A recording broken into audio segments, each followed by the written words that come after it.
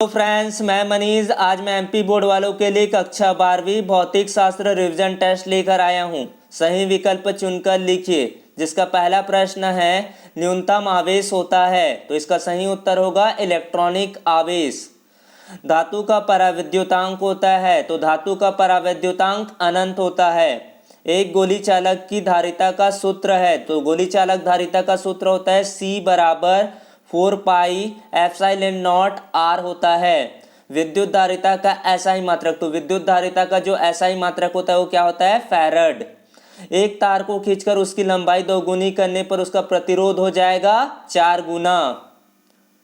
खाली स्थान भरिए। मीटर सेतु डैश के सिद्धांत पर आधारित है, तो इसका उत्तर होगा व्हीटस्टोन सेतु।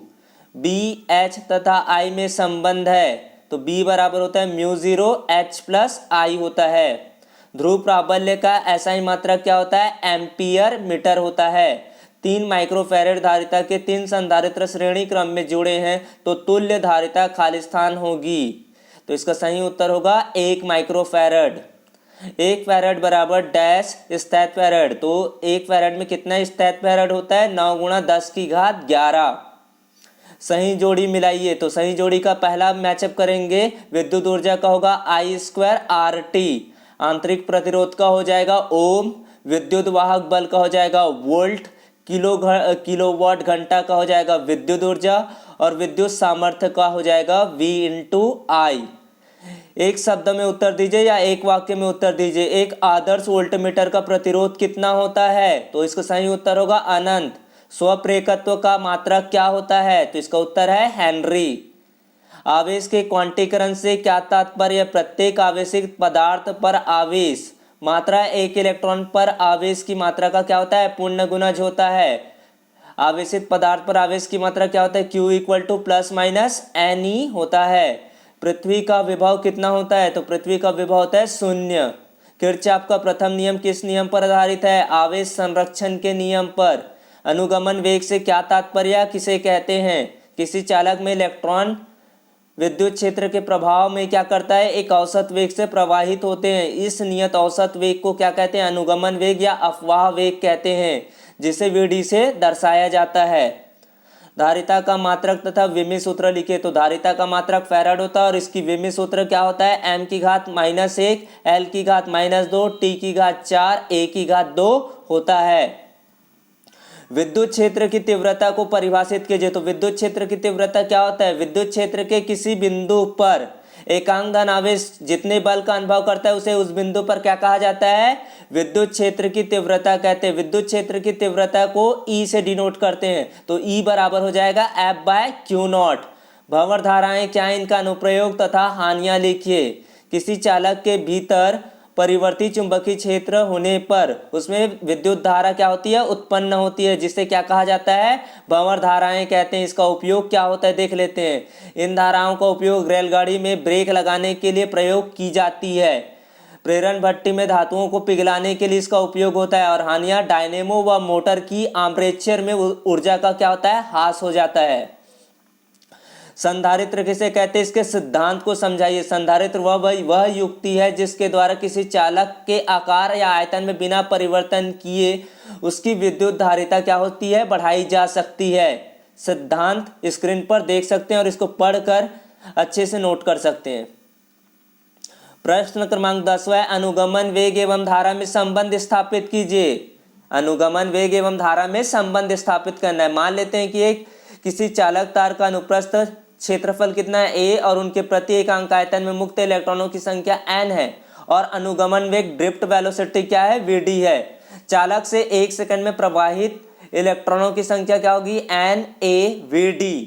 इसलिए t सेकंड में प्रवाहित इलेक्ट्रॉनों की संख्या कितनी होगी? n = NaVd × t। अतः प्रवाहित आवेश phi = क्या होता है? Ne।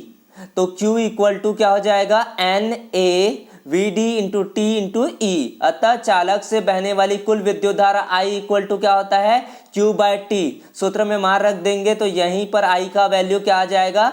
N × A × Vd × E। यही धारा और अनुगमन वेग में क्या है? संबंध है। विभव मापी और वोल्ट मीटर से किस प्रकार श्रेष्ठ है, इसके बारे में बताना है। तो इसे आप उत्तर स्क्रीन पर देख सकते हैं, समझ सकते हैं। स्वप्रेरण व अन्योन्य प्रेरण में अंतर स्पष्ट कीजिए। इसे टेक्स्ट बुक्स के आधार पर देख सकते हैं अपने पाठ्य पुस्तक में। स्वप्रेरण और अन्योन्य प्रेरण में अंतर बताना है। विद्युत चुंबकीय प्रेरण की वह घटना जिसमें किसी कुंडली में प्रवाहित धारा के मान में बदलने पर स्वयं उस कुंडली में प्रेरित धारा क्या हो जाती है, उत्पन्न होती है, इसे स्वप्रेरण कहा जाता है। और अन्योन्य प्रेरण क्या होता है, किसी एक विद्युत परिपथ में विद्युत धारा को परिवर्तित करने से समीप स्थित दूसरे परिपथ में प्रेरित विद्युत वाहक बल क्या हो जाता है, उत्पन्न हो जाता है, इसे अन्योन्य प्रेरण कहलाते हैं। इसमें इसे स्वप्रेरकत्व शब्द का प्रयोग किया जाता है और इसके लिए अन्योन्य प्रेरकत्व का शब्द का प्रयोग किया जाता है। प्रत्यावर्ती परिपथ के लिए हमको निकालना है। प्रत्यावर्ती धारा परिपथ की औसत व्यय और शक्ति के लिए हमको व्यंजक ज्ञात करना है। तो हम जानते हैं यदि किसी समय t पर प्रत्यावर्ती विद्युत वाहक बल v इक्वल टू क्या, v naught sine omega T एवं धारा I equal to I naught sine omega T minus five हो तो शक्ति बराबर हम जानते हैं क्या होता है, विभवांतर गुणित धारा। तो P इक्वल टू हो जाएगा V इंटू आई। मान को रखने पर तो यहाँ से P का मान क्या प्राप्त हो गया, V nought I nought by two, और यहाँ पर 2 गुना sine omega T minus five, और 2 साइन ए साइन बी का मान होता है cos A minus B minus cos A plus B होता है। सूत्र में मान रख दो तो यहाँ से P की वैल्यू क्या मिल गया, V nought I nought by two cos five minus cos 2 omega T minus five, और एक पूर्ण चक्र में cos 2 omega T minus five कितना होता है, 0 होता है। इस तरह से P A V equal to क्या आ गया, V R M S into I R M S into cos five. पार्थिव चुंबकत्व के लिए नमन कोण थीटा, क्षैतिज घटक H, ऊर्ध्वाधर घटक V में संबंध स्थापित करना है। मान ले किसी स्थान पर पृथ्वी के चुंबकीय क्षेत्र की परिणामी तीव्रता क्या है, I, क्षैतिज तीव्रता H और ऊर्ध्वाधर तीव्रता V तथा नमन कोण क्या है, थीटा है। समतल OACB किसी स्थान पर चुंबकीय याम्योत्तर को क्या करता है, दर्शाता है। I को 2 लंबवत घटकों में क्या कर सकते हैं, वियोजित कर सकते हैं।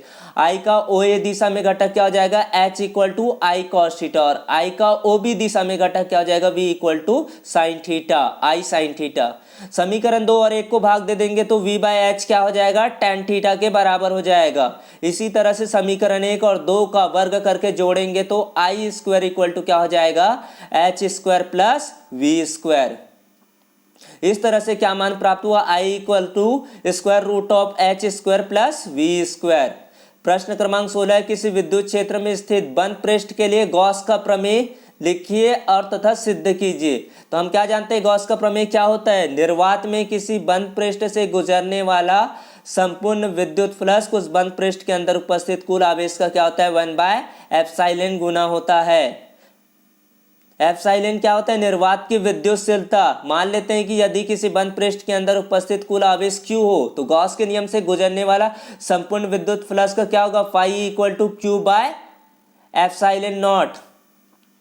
मान लो किसी बंद पृष्ठ S में किसी बिंदु पर प्लस Q आवेश रखा है और उससे R दूरी पर एक बिंदु क्या है, P है, जहां पर की तीव्रता कितनी हो जाएगी, E equal to 1/4 pi epsilon naught Q by R square, और इसकी जो दिशा होगी OP दिशा के क्या होगी, अनुदिश होगी।